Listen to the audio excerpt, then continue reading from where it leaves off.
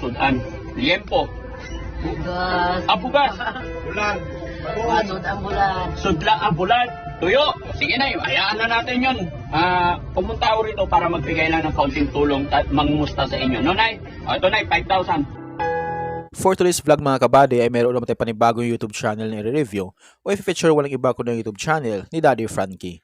Ito si Daddy Frankie ay mahigit 1 million subscribers na siya, so deserve niya magkaroon ng maraming subscribers sa kanyang YouTube channel. So alam naman natin kung gaano ka matulungin ito si Daddy Frankie at kung gaano nakarami ang natutulungan at nabago ang buhay. Kaya deserve niya magkaroon ng maraming subscribers at malaking sahod sa kanyang YouTube channel. Dito sa video ito mga kabady ay ating alamin kung magkano na nga ba ang kanyang estimated YouTube sahod. Disclaimer, lahat na makikita yung amount dito o yung mababanggit kong amount dito ay pawang estimated po lamang gamit ang Social Blade. Ang Social Blade ay isang public website na kahit sino ay pwedeng tumingin dito at maaari nyo rin makita ang lahat ng mga estimated YouTube sahod ng mga vloggers or content creator. Layunin lamang ng video nito na makapagbigay ng inspirasyon sa mga taong makapanood nito, lalong-lalo sa mga small YouTuber.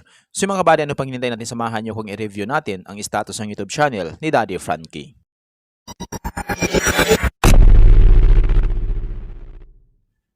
So yun mga kabady, dito tayo sa official YouTube channel ni Daddy Frankie dito sa Social Blade. So dito makikita natin na umabot na siya sa 1.5 million subscribers at may siyang 2,300 uploads na video. Total ng video views umabot na sa 387 million. Ginawa ng YouTube channel noong November 10, 2021. Total grade B+. Social Blade rank pang 31,345. Subscriber rank pang 1,272. Video views rank ay pang 79,226. Country rank ay TBD. In the last 30 days, nakakuha ng 80,000 subscribers ito si Daddy Frankie at umabot sa 32 million video views in the last 30 days yung nakuha ni Daddy Frankie. So yung mga kabady, dito naman tayo ngayon sa YouTube stats summary ni Daddy Frankie.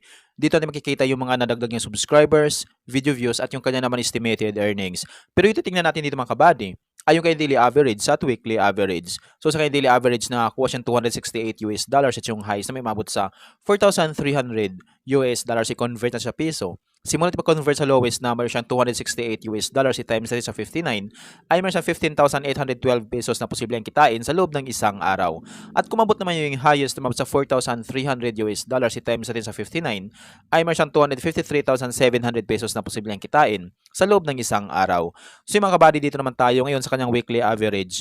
So sa kanyang weekly average na kuha siya ng $1,900 at yung highs na may mabot sa $31,000 i-convert natin sa piso. Simula pag-convert sa lowest na mayroon siyang $1,900 i-times natin sa 59 ay mayroon siyang 112,100 pesos na posibleng kitain sa loob ng isang linggo. At kung umabot naman yung highest na mabot sa $31,000 i-times natin sa 59 ay mayroon siyang 1,829,000 pesos na posibleng kitain sa loob ng isang linggo.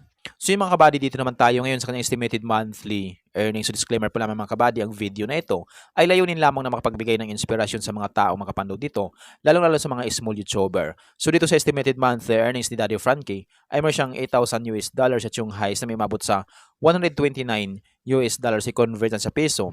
Simula pag-convert sa lowest na mayroon siyang $8,000 i-times natin sa 59 ay mayroon siyang 472,000 pesos na posibleng kitain sa loob ng isang buwan. At kumabot naman yung highest na mabot sa $229 i-times natin sa 59 ay mayroon siyang magigit 7 million na posibleng kitain sa loob ng isang buwan. Pero maaaring magbabago pa ito mga kabady, depende sa views na makukuha ni Daddy Frankie. So dahil sa sahod ng mga vloggers or content creator, nakadepende sa dami ng views, hindi sa dami ng subscribers.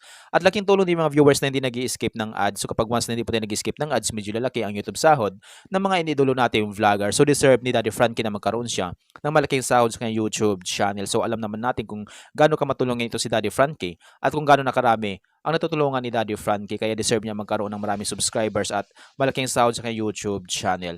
So yung mga kabady, hanggang dito lang yung video natin. So kung mayroon kayong inidolong vlogger na gusto nyong malaman ko lang estimated YouTube sahod, paki-comment lamang sa comment section at gagawan natin ng itong klaseng ori ng video. At kung nagustuhan nyo ang video ng mga kabady, huwag niyo po sanang kalimutan mag-like, share at mag-subscribe sa munting channel nito. Once again, this is Kabady Vlog. Peace out.